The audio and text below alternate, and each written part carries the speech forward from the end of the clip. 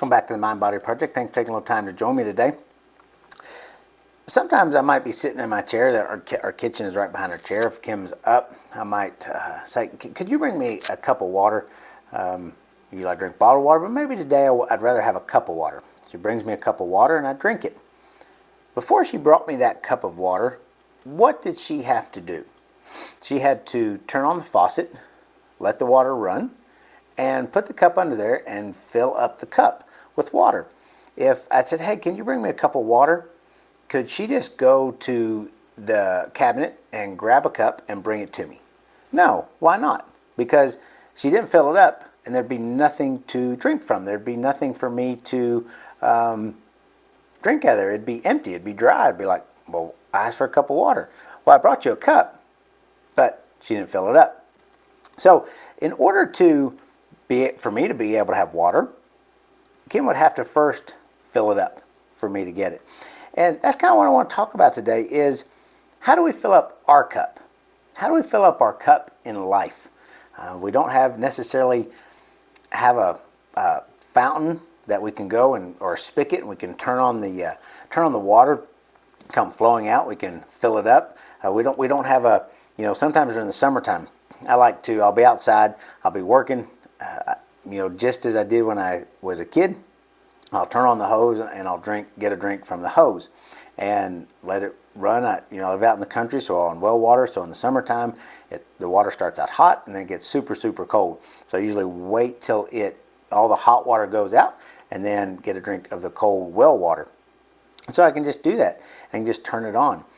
How do we turn on that faucet and drink from that in life? How do we fill back up our cup? Because if we're not careful, if I drink all of the water that Kim brought me, and then she says, hey, I'm thirsty, can I have a drink?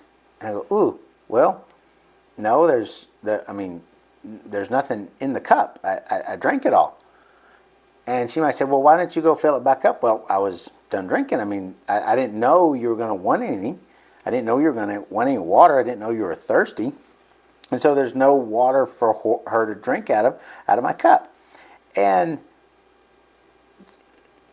so as I thought about it, I thought, how do I ensure that my cup was full or had water left in it, so that way if she was thirsty, that she could get a drink. It may be I might have got about almost drank all my water. I might have got up and said, well, I'm going to get some more because she might be thirsty.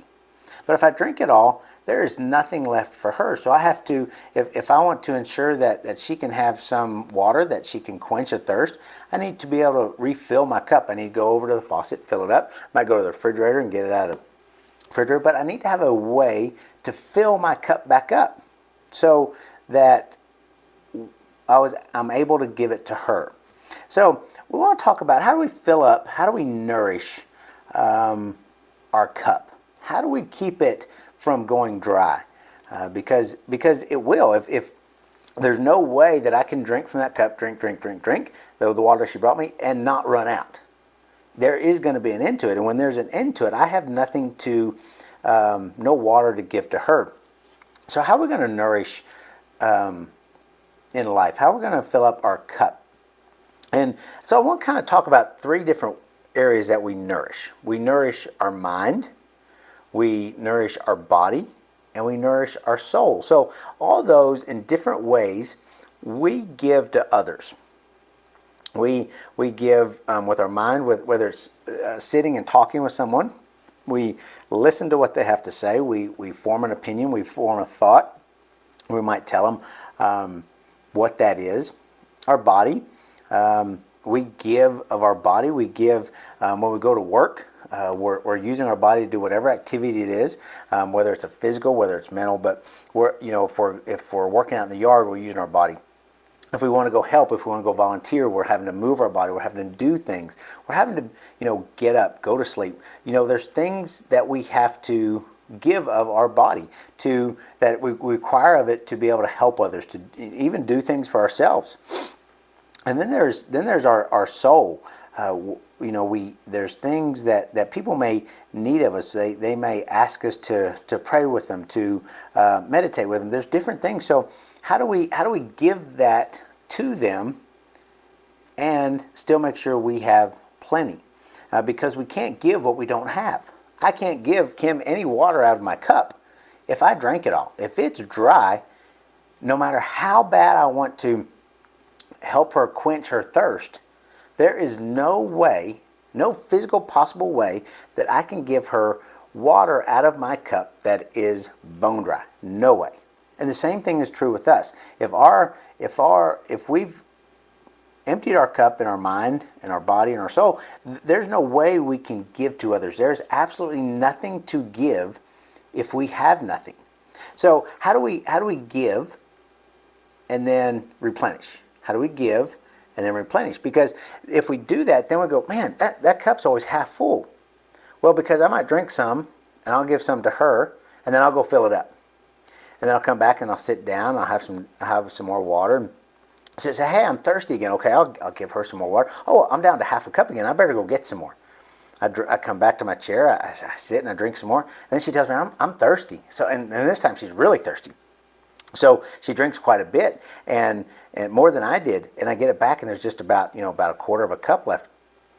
And so then I got to go fill it up, because if I'm thirsty, there's not going to be anything left after. I'm not going to be able to quench my thirst. And then if I drink it, then there's definitely nothing left for her. So we have to be able to keep replenishing, keep refilling. Even though we're not empty or close to empty, we have to keep doing that so we can keep giving to others, to those we love, to those maybe we work for. All those different ways, we need to be able to replenish ours so we can give to them. When it comes to our mind, there's all kinds of ways that we can replenish our mind. And it's all different for all of us. And the key here is when we replenish and we nourish our mind, body, and soul, we have to find the way that replenishes us. I can tell you, and I'm going to share some ways that replenish me, but that's what works for me. It's not necessarily what works for each of you. The task is that you have to find what replenishes and nourishes your mind, body, and soul. So here's just some examples of replenishing, nourishing your mind. Is reading. I am struggling so much with reading. This year I was going to read 12 books. I had them on Audibles, got the books, going to follow along. I am really struggling. I'm only 3 books in, and we're already in May, and so about to be 5. So I'm a couple books behind. And it's just a real struggle for me because, and I talk to others, and they just read and read and read. They love to read. And for me, it is so challenging. I don't know what it is. It's just very, very challenging to listen. It's just challenging all the way around. I'm really working on it, but it's challenging to get all that done. And some is watching TV. Now you say, well, that's going to rot your brain. For me, I love to watch TV. I love to watch movies. By nature, I'm a lazy person. I could sit and watch TV all day long. I know when I come home and eat supper, I can't sit down in front of the TV. I have to sit at the dining room table to eat supper. Otherwise, if I sit down in my recliner with my supper, I won't get up. I'm done. I'm not going anywhere. Whereas if I'm at the dining room table, I know I gotta get up, get moving, and after supper and get ready for the next day. But for me, watching TV is just mindless. I don't have to really think about it. I can zone in and out.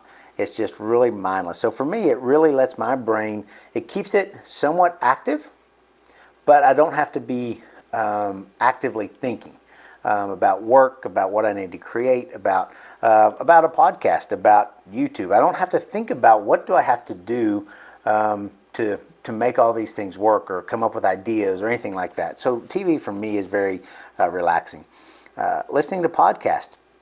I've mentioned before, I love listening to podcasts. I love watching them on YouTube. But for me, it replenishes my mind because it gives me new ideas, new thoughts. One of the reasons I love to watch them on YouTube is because I like to watch the interview.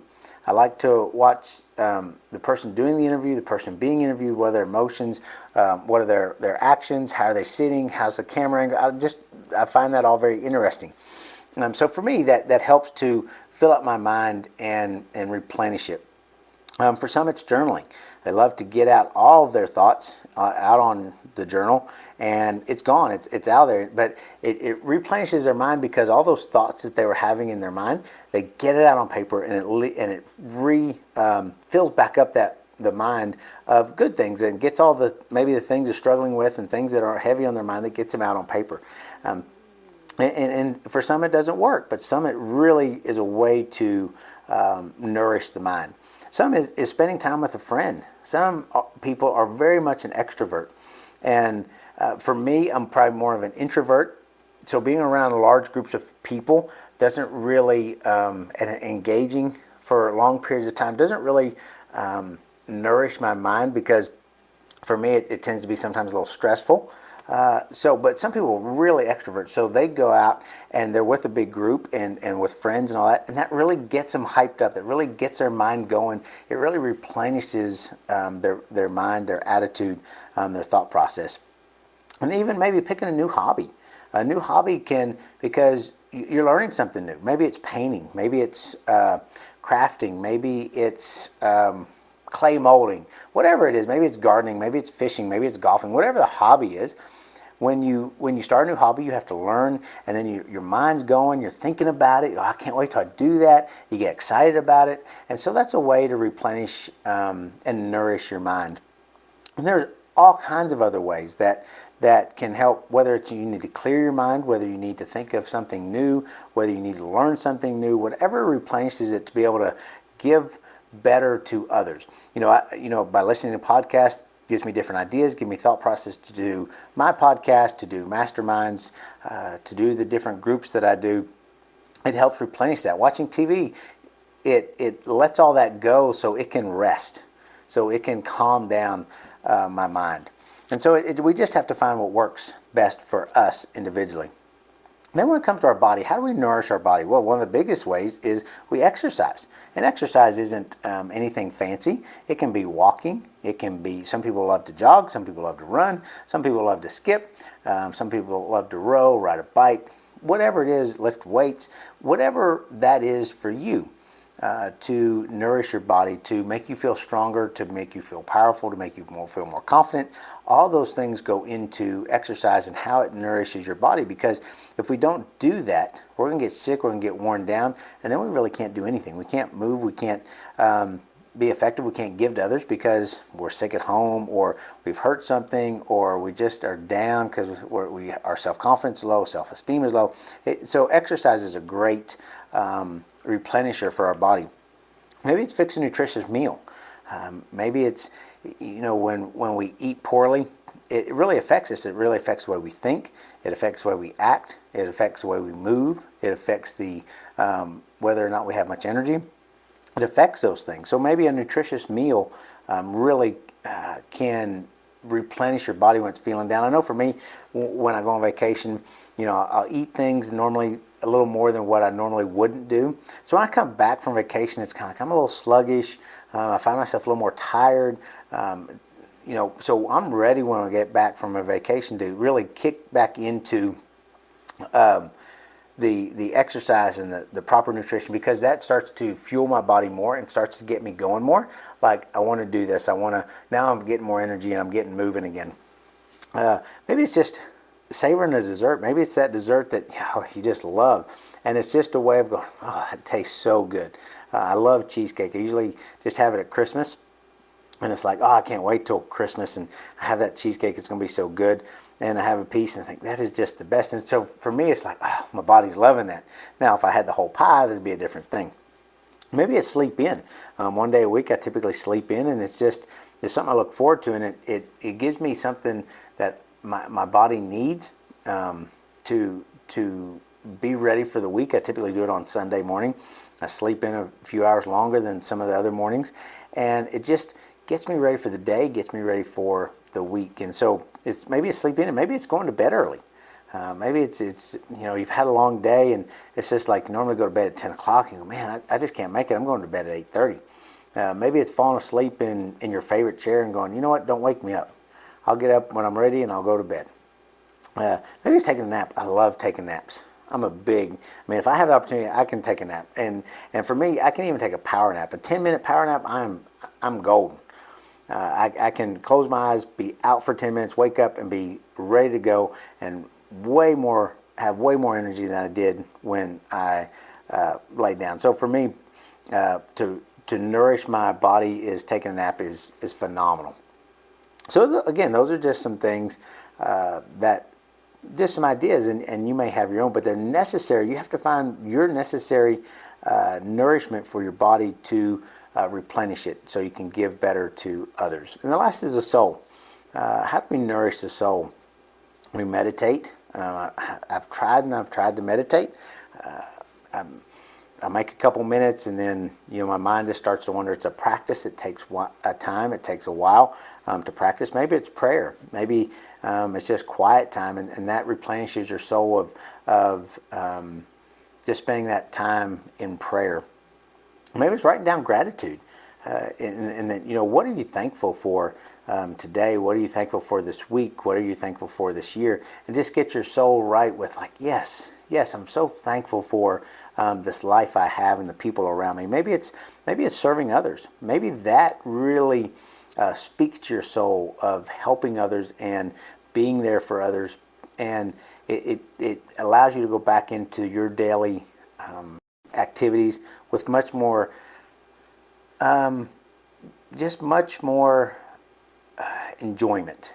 Because when we serve others, we tend to forget about the things that we have going on when we can serve others. Maybe it's just reaching out to someone unexpectedly. And again, it goes, man, it makes me feel good. It makes my soul happy that I reached out to them and made them feel like, hey, I was thinking about you. So there's, again, with the soul, there's a lot of different ways it can be nourished, but it's up to each of us to find what nourishments work best for us. Just like there's a gazillion diets out there, there's a gazillion meal plans. We have to find the one that works best for us. Same thing is true when we nourish our mind, our body, and our soul. We have to find those that work the best for us in a manner that work the best for us. So I challenge you to fill your cup, because when you fill your cup, when others are thirsty, you can give to them. If your cup is empty, you have nothing to give. And if there's nothing to give, I would hate for Kim to go, I'm so thirsty, I just need a drink. And I say, sorry, I drank it all. It's all gone. Nothing for you. As a husband, that would make me feel so bad. When we're trying to give to others and we have nothing to give, it makes us feel bad. So why not fill up our cup? It's not selfish to fill up your cup first, because when you fill it up, you can give it to others. Just as on an airplane, the way they tell you when the oxygen mask comes down, put yours on first and help others. Why is that? Because if you're not getting any oxygen, you're not going to be able to help someone else for very long before you run out of oxygen. And you may have gotten theirs on, but you didn't make it because you didn't take care of what you need to breathe, what you need for life before you help someone else. So if you'd like some help filling up your cup, I'd love to connect with you. You can go to aarondegler.com, and we can connect via text, via email, one of my groups that you can join in